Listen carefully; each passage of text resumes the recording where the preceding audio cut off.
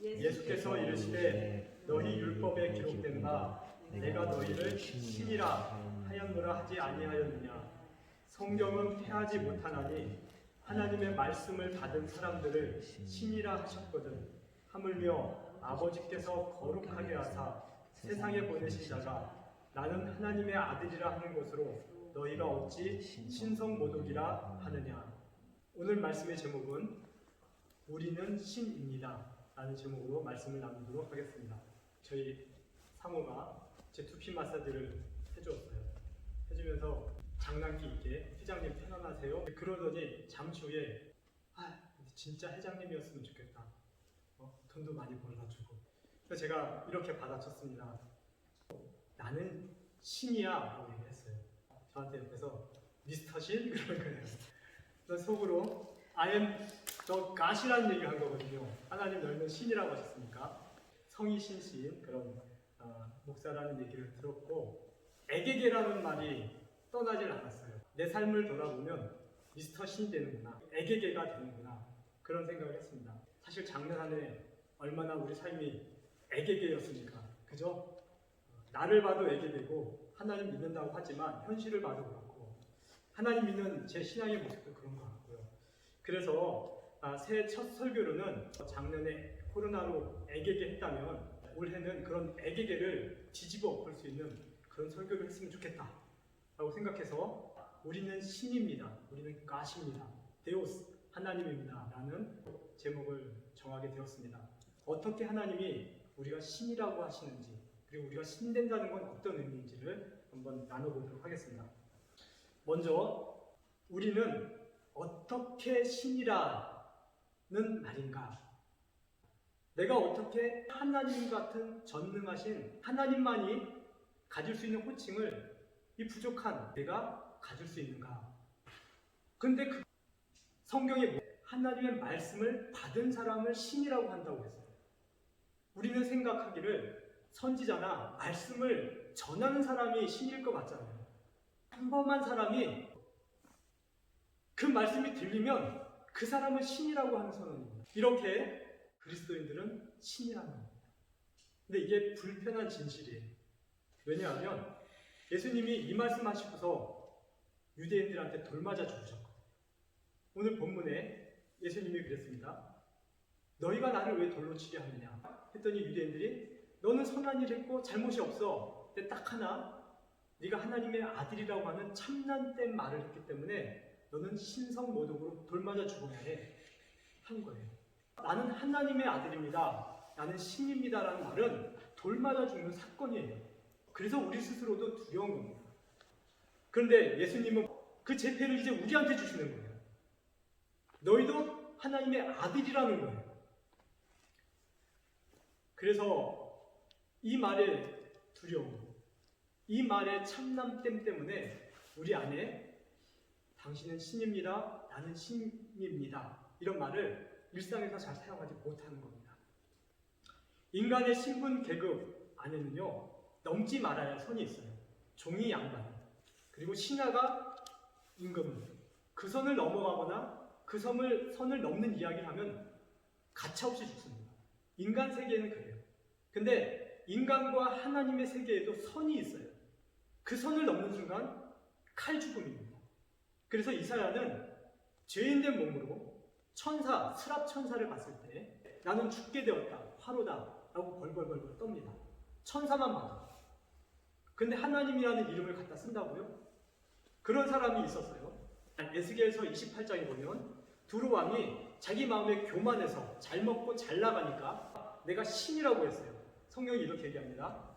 내 마음이 교만하여 말하기를 나는 신이라, 내가 하나님의 자리 곧 바다 가운데에 앉아있다 하도다.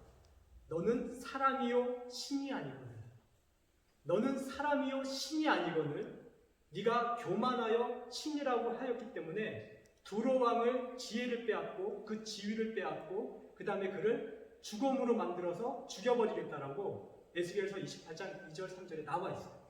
유일신, 나만이 신이라고 하나님이 하시거든요.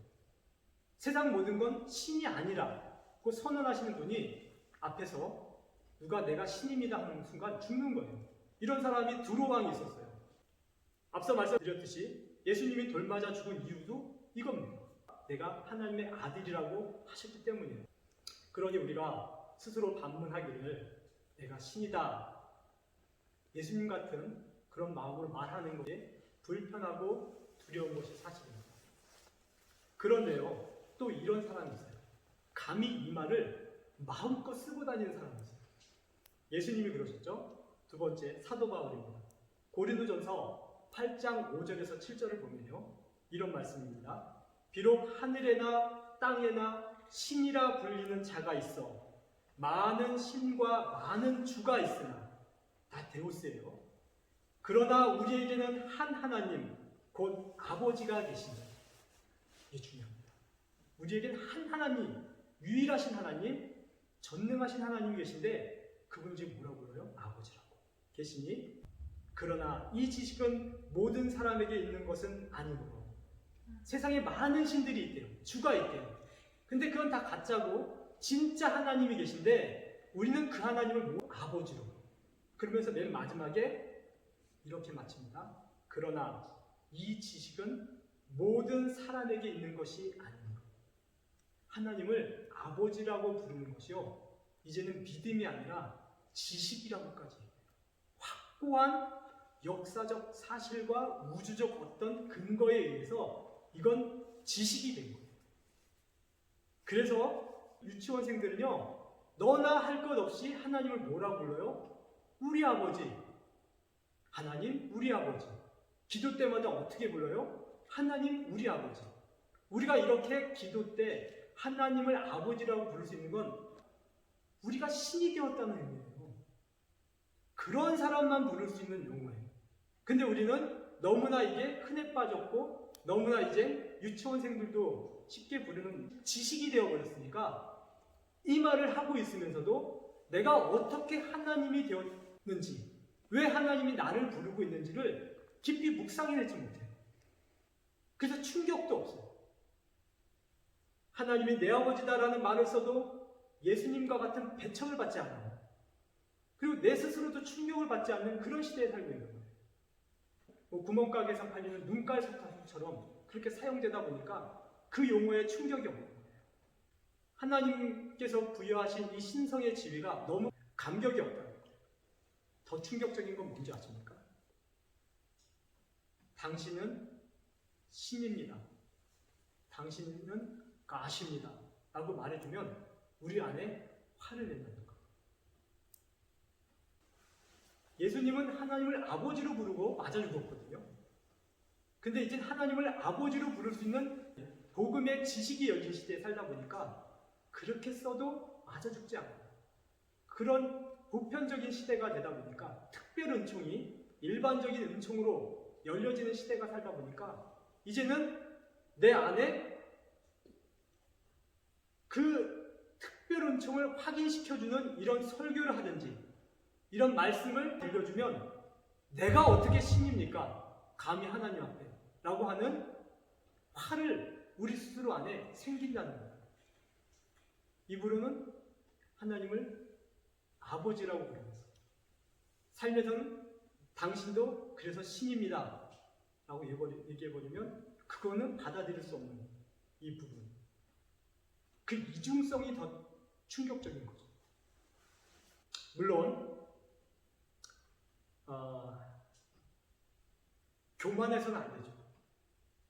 분명히 예수님이 하나님의 아들인 것과 우리 인간이 하나님의 아들로 양자삼보진 것 사이에는 차이가 있습니다. 그럼에도 불구하고 두려워해서도 안 됩니다. 내가 신이라고 불려지는 것을 두려워해서도 안 됩니다. 보십시오. 마태복음 5장에 보면요, 가난한 사람은 복이 있나니 천국이 너희 것이요, 의에 주진 사람, 눈물 흘리는 사람, 핍박 받는 사람은 다 복이 있다고 해요. 그 마태복음의 5장 한마디로 정리한다면 이런 겁니다. 너희 교만할 수 없는 자들은 이제 교만할지니 너희는 신이다 라고까지 저는 들리는 거예요. 마태복음 5장은 절대 교만할 수 없는 사람들이 나와요. 창기와 세리와 핍박받고 지식에서 돈도 없는 사람들, 그런 사람들이 어디 가서 대우를 받아요? 근데 예수님이 그 사람들을 어떻게 위로해줘요? 너희는 교만할 수 없지, 절대로. 그런 인생이지, 그런 인생 나부랭이지. 이제 내가 너희에게 말하노니, 복을 주노니 너희는 마음껏 교만하여라 라고 하시는 것 같아요. 하나님의 자녀니까. 이 하나님의 선언, 너희가 신이라고 하신 하나님의 선언이 믿어지면 사실은 신앙생활 끝입니다. 오늘 설교도 끝이에요. 산골짜기 가서도 평안이고요, 고난 한복판에서도, 높은 파도 안에서도 평안입니다. 나는 하나님이 신이라고 칭해주신 그런 존재잖아요. 하나님을 버릴 수가 있을까요? 아니요. 무너질 수가 있을까요? 아니요. 절대 안 돼요. 하나님이 신이라고 불려주는 이 음성이 들려지는 사람은 코로나 한복판에서도 살아낼 수 있는 겁니다. 윤치현 목사님 한번 제가 새롭게 하셔서 보내드렸잖아요. 호주 사역 이후에 중국에서 어떤 일이 일어났는지, 귀신 떠나가고 병든 자가 낫고 안진뱅이 일어나고 이런 역사들이 새롭게 하소서에서 다시 간증을 했어요. 그런데 그분의 그 간증을 들으면서 그 일이, 그분도 얘기해요. 이건 하나님이 하신 거예요. 근데 그 일은요, 저 예전 같으면 부러웠을 거예요. 왜 나는 저 삶이 없나? 근데요, 우리 중 누구에게도 중국 가서 선교하면 그 일이 일어납니다.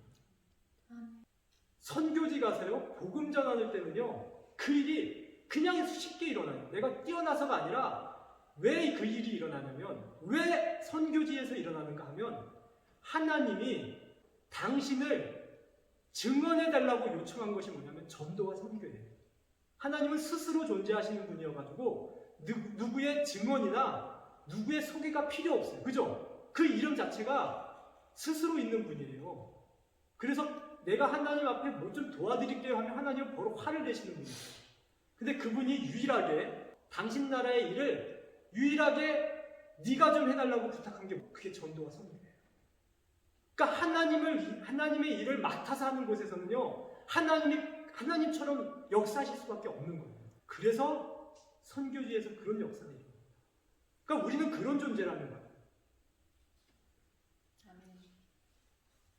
우리가 신이 된 증거를 말씀 속에서 몇 곳 찾아보겠습니다. 첫 번째, 하나님을 아버지라고 부르는 그 호칭의 전환. 거기에서 우리는 반드시 하나님의 아들입니다. 두 번째, 하나님의 자녀와 하나님 낳아주신 자녀, 하나님의 사랑을 받는 신부가 된 것. 거기에서 또 하나님의 존재성이 부여되잖아요. 세 번째가 뭐냐면 성전과 법궤가 무기가 된 사건. 구약에서 그렇게 권능과 하나님 이적과 기적과 현현의 상징이었던 법궤와 성전이 왜 없어졌을까요? 왜 없어졌을까요? 예레미야서 3장 16, 19절에 하나님 이런 말씀이 있습니다. 여호와의 말씀이니라 너희가 이 땅에서 번성하여 많아질 때에는 사람들이 여호와의 언약궤를 다시는 말하지 아니할 것이요 생각하지 아니할 것이요 기억하지 아니할 것이요 찾지 아니할 것이요 다시는 만들지 아니할 것이며 찾지 않는 이유 우리가 법궤가 된 거예요. 성전이 왜 허물어졌어요? 예수님이 왜 성전을 허물라고 했어요? 로마서에 보면, 고린도전서에 보면 성령이 우리를 성전 삼아 거하신대잖아요. 그러니까 법궤와 성전의 상징은 하나님이 임재하시는 거예요. 하나님이 임재하는 것이 능력이기 때문에 법궤를 들고 나가면 다 이겼어요. 그래서 성전에서 기도하면 다 응답됐어요. 땅 끝에서도 성전을 향하여 기도하면 내가 응답하겠다. 근데 그걸 없애셨네요. 그러면서 우리에게 말씀하시잖아요. 너희가 성전이야. 너희가 법궤야. 하나님은 그런 돌과 나무에 거하시는 것이 아니라 사람 안에 거하기를 원하시는 거예요. 그게 하나님의 궁극적인 목적이에요. 그래서 성전이 된 우리가 가는 곳이 성전이고요. 하나님이 임재하는 곳이 성전이니까 우리가 성전이고 우리가 법궤고 우리가 능력이고 그래서 하나님이 우리를 보고 신이라고 해도 우리는 이상하지 않은 거예요. 우리가 법궤라니까. 그거 묵상해 보십시오. 법궤가 하는 곳마다 승리했습니다. 이적이 일어났어요. 그건 우리가 법궤입니다. 그래서 우리를 신이라고 하는 거예요. 하물며 사람이 조각해서 금칠한 법궤도 하나님이 임재해주면 그게 능력과 하나님의 현현의 상징이 됐는데, 하나님 형상으로 지음받은 우리가 하나님이 우리 안에 거하시는 도대체 우리의 이 존재와 능력이 어떠하겠습니까? 이걸 이길 파고가 없고 이런 존재를 물리칠 악마가 없는 거예요. 그러니까 영적 대결에서 반드시 우리는 이길 수밖에 없어요. 그걸 믿으라고 오늘 이 새해 첫 설교로 이 소망을 드리는 겁니다. 이 존재성을 부여받아야 되죠. 우리가 신이라면 한 가지 문제가 좀 발생해요. 어떻게 신이 인간과 함께 더불어 있을까? 어떻게 인성과 신성이 같이 결부될까? 그래서 우리는 또 고민하게 되죠. 그러나 이 고민 하실 필요 없어요. 이미 AD 451년 전 1년에 칼케톤 회의에서 예수님이 어떻게 신이시면서 인간인가, 이게 해결이 되어버렸어요. 그러면 우리가 인간이면서 신이라고 하는 사실이 구체적으로 어디서 발견되는가? 그게 어디서 나타나는가? 질문을 드리면 세 가지 답이 나옵니다. 첫 번째가 하나님의 일, 전도와 선교하는 현장에서 나타나요. 하나님이 유일하게 당신의 일을 나누어 주시고 맡기신 일이 복음 전하는 일이에요. 그 현장에서는 우리가 가수로 불릴 수 있는 그런 일들이 일어납니다. 사도 바울도 전도 선교 현장에서 뱀을 잡다가 물렸는데도 죽지 않았어요. 그러니까 사람들이 가시라고 하잖아요. 그런 역사가 일어나요. 실제로 복음 전도하는 사람에게는 선교지든 선교지가 아니든 그 영혼을 향하여 이런 일을 하는 사람에게는 병이 치유되거나 그 영혼이 구원받거나 아니면 이 사람이 가수로 여겨질 정도의 권세와 권위를 갖게 되었어요. 그러니까 영접하는 자는 하나님의 자녀되는 권세를 가졌다고 하는 말씀이 그런 데서 나타나는 겁니다. 두 번째, 성전입니다. 우리가 인간이면서 신이라는 사실이 구체적으로 발견되는 것이 두 번째가 어디냐면 우리가 하나님의 성전됨에서 우리를 신으로 만드신 것, 우연이 아니라 하나님의 철저한 계획이라는 거 아십니까? 저는요, 난 하나님 믿으면 구원받는다는 말이 너무 좋아서 하나님 믿었어요. 왜? 내 인생이 너무 괴롭고 허무하고 너무 아프거든요. 그래서 이 삶에서 구원만 해주면 난 너무 좋았어요. 그래서 나는 예수 믿고 구원받는다는 것이 전부라고 여겼고 천국 가면 끝! 그렇게 생각했는데 말씀을 자꾸 묵상하고 설교하고 공부해보니까 하나님은 너 영혼이 천국 가는 것으로 끝이 아니에요. 네가 천국 가기 위해 어떤 존재가 되었고 천국의 삶에서 네가 어떤 존재로 살지가 계시록 같은 데 나오는데 잠깐 열려져 있는데 기가 막혀요. 계시록 21장 22절에 이런 말씀이 있습니다. 그때에 성 안에 성전을 내가 보지 못하였으니 이는 주 하나님 곧 전능하신 이와 및 어린 양이 그 성전이십니다. 자, 이 말씀이 별거 아닌 것 같죠? 하나님과 예수님이 성전이 되신대요. 근데 다시 여쭤볼게요. 하나님은 성전보다 크세요? 작으세요? 원래 크신 분이에요. 그래서 예수님이 뭐라고 했어요? 이 성전을 헐라! 성전보다 내가 더 크니까. 근데 계시록 21장 마지막에 하나님이 당신보다 못한 성전이 되신대요. 뭐 그게 왜 낮아지시는 거예요? 창조주 하나님이 당신을 낮추시냐고요. 예수님이야 우리를 구원하시기 위해서 성육신 하셔서 낮아지신 건 이해가 되는데 아버지 하나님도 낮아지신대잖아요. 왜 그럴까요? 간단합니다. 우리가 성전 됐잖아요. 하나님이 사랑하고 동행하기 원하고 동역하기 원하는 우리가 성전 됐으니까 새나라와 새하늘과 새 땅의 그 시대에서는 하나님이 우리와 같이 되고 싶으신 거예요. 우리와 연합하고 싶으신 거예요. 그래서 당신도 뭐 능력이 낮아진 건 아니지만 성전이 되어도 좋다라고 할 정도로 낮추시는 거예요. 이유는 단 하나예요. 성전이 하나님보다 높아서 거룩해서? 아니요. 그 성전이 우리니까. 우리 만나요. 아시겠습니까? 우리 신이 되게 하려고. 우리와 하나님이 함께 같은 존재가 되어버리면 누가 좋아지는 거예요? 우리가 좋아지는 거죠. 하나님 신성이 낮아지는 건 아닐 테니까. 우리를 너무 사랑하셔서. 우리를 이렇게 하나 되어서 새하늘과 새 땅, 새 예루살렘, 그 천년 왕국과 같은 그 땅에서 하나님 우리를 초청하시고 구원하시는 목적이 뭘까요? 많은 사람 구해가지고 하나님 임금 되셔서 우리 막 부려먹으려고요? 네? 아니에요. 당신의 권능을 우리에게 공유해 주는 거예요. 우리와 더불어서 우리를 아들 삼아서 우리와 교제하고 관계하고 싶으셨어요. 이런 지위와 이런 목적을 부여받은 사람은 우리밖에 없어요.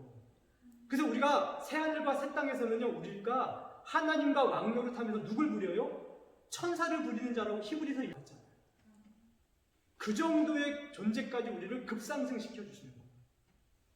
그러니까 우리 구원은 단순히 이 땅이 너무 힘들어서 야 거기 살지 마, 내 나라 와, 이게 아니라 하나님은 창조하실 때부터 우리 존재를 여기까지 보신 거예요.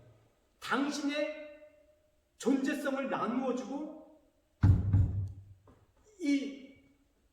이 혼과 육이 영의 새 몸을 입는, 그래서 하나님과 같이 더불어 살고 그분 안에서 그분과 같이 되는, 그래서 천사들을 부리는, 그래서 새로운 그 나라 그 땅에 또 새로운 하늘과 새 땅이 있잖아요. 그 삶을 다스리는 통치자로 갖게 되는 거예요. 이걸 상상하면 우리의 목적이 이거구나, 우리를 구원하시는 목적이 이거였구나. 단순히 이 땅이 더러워서 구원하는 게 아니라 하나님과 하나님의 일부가 되는 미래에 우리는 이런 존재입니다. 이거 꼭 꿈꾸시기 바랍니다. 저는 성경을 볼 때마다 이런 게 보여서 너무 좋겠어요. 얼마나 우리를 사랑하시면 당신의 일부로 만드신단 말입니까? 정말 이것이 저의 과장된 상상이 아니라 이게 실제 하는 역사라면 어떻게 하실 거예요? 보십시오. 로마서에요, 피조물이 고대하는 것은, 이 피조 세계가 고대하는 것은 하나님의 아들들이 나타나는 것입니다.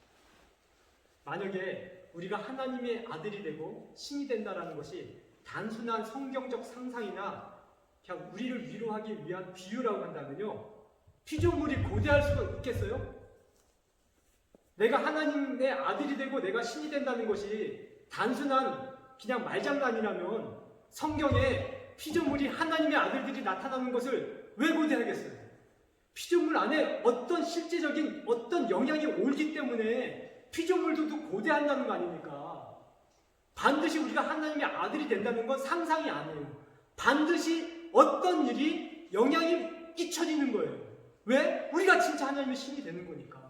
그들 안에 어떤 놀라운 변화가, 이런 꽃 안에서도 아담이 창조받았던 에덴 동산, 아니 그거보다도 더 나은 세계를 소망하는 그런 피조물들의 고대함을 누가 이뤄준다고요? 피조물들이 우리 그리스도인들이 하나님의 아들이 되는 순간.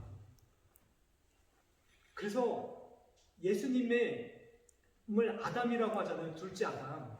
그 둘째 아담이라는 의미는요, 첫째 아담이 실수했던 것을 만회하러 오는 그런 아담이 아니에요. 타락한, 파괴된 에덴 동산을 다시 회복해 놓는 그런 수준의 아담이 아닙니다. 에베소서나 이런 데 보면 이 둘째 아담은요, 완전히 다른 차원의 존재의 아담을 얘기해요. 완전히 다른 세상, 다른 인간성을 부여해주는, 그래서 살리는 영이라고 얘기하는 말입니다. 에베소서 2장 15절에 보면요, 그는 둘로 하나를 만드사 막힌 담을 하셨으니 우리 인간과 하나님을 막힌 담을 하시고 우리와 하나님을 하나 만들어서 새 사람 만들었다라고 하는 새 인류라는 그런 존재라는 거예요. 그걸 상상해 보십시오. 얼마나 행복한지요. 어제 이 설교를 마무리하면서 잠이 안 오는 거예요. 하나님, 잠. 하나님 어떻게 해요? 나 하나님의 아들인데, 나 신인데, 우와, 그럼 어떻게 살아야 돼요? 그랬더니 하나님이 저에게 절제하는 마음을 주셨어요. 어떻게? 너는 아직은 제한된 신이야. 유약한 인간 안에 하나님의 은총을 받은 신이야. 이렇게 흥분하고 묵상해서 네가 막 뚜껑 열릴 때가 아니야. 사람들이 너를 신처럼 여기는 그런 때가 나타나는 때가 있는데 언제?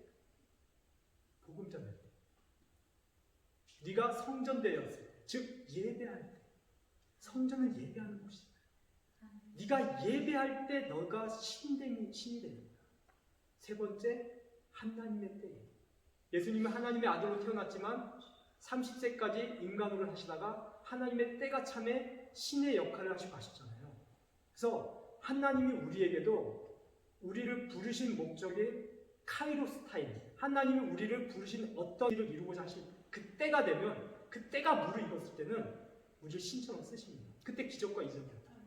그래서 요 세 가지를 절제하는 키워드로 가지고 계시면 돼요. 우리 신이니까 막 사는 게 아니에요. 흥분되고 살 필요 없고요. 뜬구름 잡고 살아서도 안 돼요. 우리는 반드시 교만해서도 안 돼요. 우리는 왜? 인간의 유약성을 가지고 있거든요.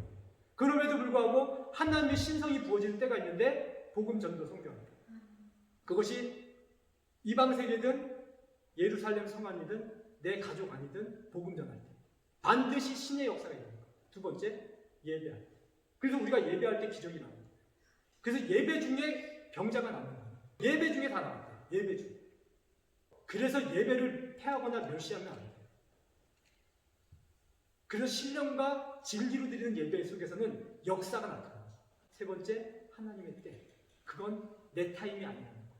내가 신이 되겠다고 객기 부려서 되는 게 아니라 하나님이 나를 쓰고 싶으실 때 쓰신다는 거예요. 그래서 저는 하나님, 제가 좀 더 목회자로서 좀 더 영향력 있는 삶을 살 때가 언제입니까? 그때가 하나님 쓰시는 때, 제가 좀 신이 되는 때가 되었으면 좋겠습니다. 기도하고 있어요. 설교 마치겠습니다. 우리는 신처럼 살아야 합니다. 신의 자아상을 가져야 합니다. 우주가 나를 위해서 움직이고 천하가 나 하나를 위해서 존재한다는 신이 되는 목적을 가지고 살아야 합니다. 천국은 그저 도피처가 아닙니다. 천사를 다스리고 열 고을을 다스리는 삶과 생활과 능력이 있는 곳입니다. 그 나라에서 신과 함께 다스리는 우리는 신입니다. 뿐만 아니라 이 땅에서도 우리는 동일한 신권을 경험할 수 있습니다. 우리는 신의 자녀이기 때문에. 다만 세 가지 상황에서. 기도하겠습니다. 하나님, 이 시간 감사합니다. 하나님 말씀에 이런 놀라운 말씀이 있는 것 볼 때마다 경이롭고 경외가 됩니다. 내가 대단해서가 아니라 지렁이 같다고, 버러지 같다고, 군뱅이 같다고 그렇게 불러주시던 하나님이 그런 군뱅이를, 그런 버러지를 당신의 일부라고, 신성이라고, 신이라고, 거룩한 족속이라고, 나라라고, 자녀라고 해주시니 얼마나 놀랍고 감격스러운지. 이런 사상이 성경에 있다는 것이 너무 기쁘고 가슴 벅차고, 이것이 진리이기에 더 피부에 와닿습니다. 신처럼 살게 하여 주십시오. 신권을 가지고 살게 하여 주십시오. 예수님 이름으로 기도드렸습니다. 아멘.